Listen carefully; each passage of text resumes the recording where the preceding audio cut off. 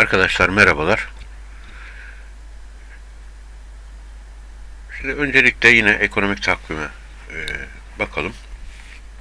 Bugün akşam Powell'ın yorumları var. Bu herhalde Senato'da konuşacak. Etkisi olur mu? Eğer ki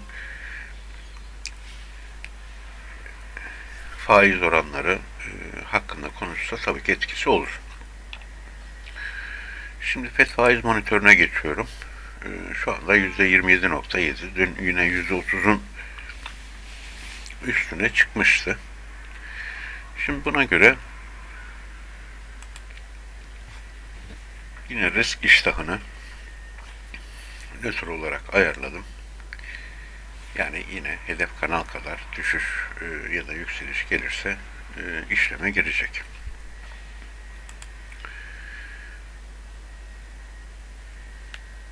Şimdi de algoritmanın verdiği işlem noktalarına bakalım.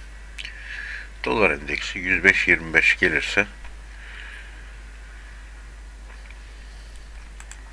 sell yapacak.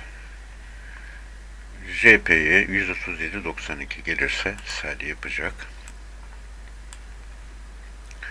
GBP 1.19.22 gelirse buy yapacak. Euro 1.06.14 gelirse buy yapacak.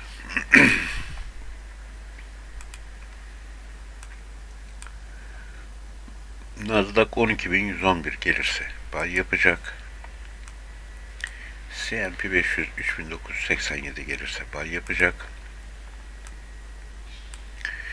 AVAX 15.44 gelirse buy yapacak.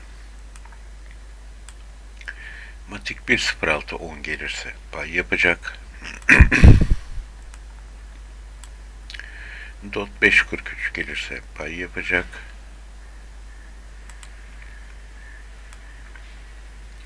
Ethereum 1500 gelirse buy yapacak. Bitcoin 21.336 gelirse buy yapacak. Altın 1830 gelirse buy yapacak. Gümüş 20.63 gelirse buy yapacak. MetaTrader'daki CopyTrace sayfasına baktığımızda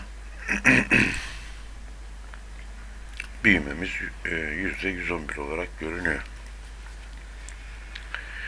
Yarından sonra volatilite yükselecektir. Bugün ekstra bir durum oluşursa bu videoya ek yaparım. Herkese kolay gelsin, iyi çalışmalar.